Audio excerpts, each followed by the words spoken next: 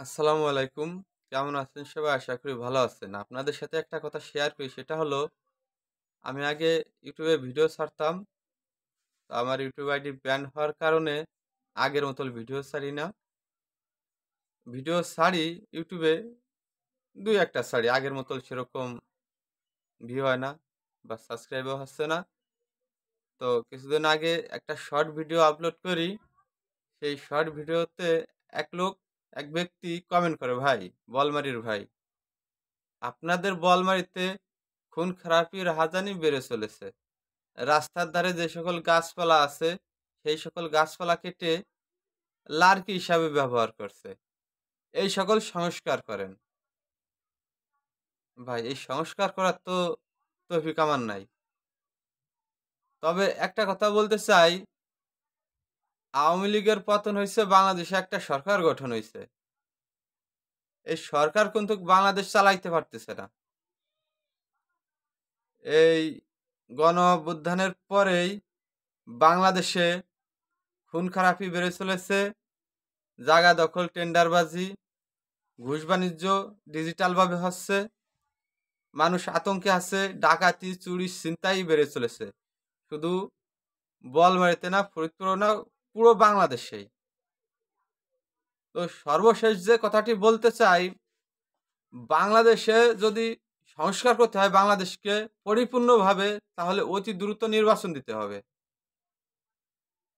বাংলাদেশের বর্তমান সময়ে অন্তর্বর্তীকালীন সরকারের অধীনে যে প্রশাসন বাহিনী রয়েছে, এই সকল প্রশাসন বাহিনী বাংলাদেশকে ট্যাকেল দিতে পারতেছে না। বাংলাদেশ সংস্কার করতে পারতেছে না। তাদের মানতেছে না।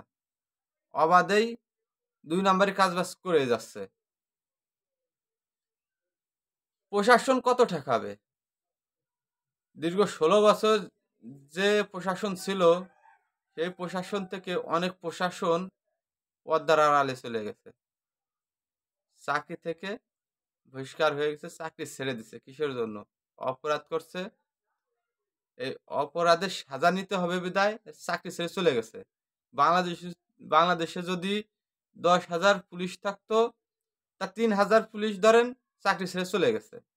এর যে ঘাটতি, এই ঘাটতির কারণে বাংলাদেশের প্রশাসন বাহিনী সন্ত্রাস দমন করতে পারতেছে না, সেনাবাহিনীও পারতেছে না। বাংলাদেশে যদি এই সন্ত্রাসী, খুন-খারাপি, রাহাজানি, ছিনতাইকারী, ডাকাতি ঠেকাতে হয়, তাহলে অতি দ্রুত বাংলাদেশে নির্বাচন দিতে হবে। নির্বাচন দিলে জনগণের ভোটে যে সরকার গঠন হবে, ওই সরকার পারবে বাংলাদেশকে সংস্কার করতে। বাংলাদেশে পুলিশ বাহিনীতে লোকের প্রয়োজন, সে লোক নিয়োগ দিতে পারবে। সেনাবাহিনীতে লোকের প্রয়োজন, লোক নিয়োগ দিতে পারবে। সরকার মজবুত হতে পারবে। সরকার পুরো বাংলাদেশকে সন্ত্রাসমুক্ত করতে পারবে। বর্তমান সময়ে বাংলাদেশ সংস্কার নামে যে দুর্নীতি চলতিছে, এই দুর্নীতির দায়ভার কে নেবে? এই দুর্নীতির দায়ভার কিন্তু কেউ নেবে না। অন্তর্বর্তীকালীন সরকার নেবে না। তার সিস্টেমে সে দেশ চালাচ্ছে। কিন্তু দেশ চালাইতে ব্যর্থ হচ্ছে। জনসাধারণের মনে শান্তি নাই। রাস্তাঘাটে চলাফেরা যাচ্ছে না। ছিনতাই বেড়ে চলেছে, ডাকাতি বেড়ে চলেছে। এসব ঠেকাতে হলে অতি দ্রুত বাংলাদেশে নির্বাচন দিতে হবে।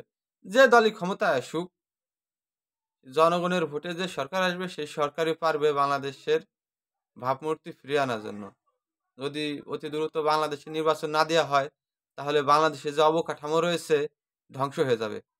পুরো বিশ্বের কাছে বাংলাদেশ কালারে পড়ে যাবে। শেখ হাসিনা তো কালার বানায় গেছে।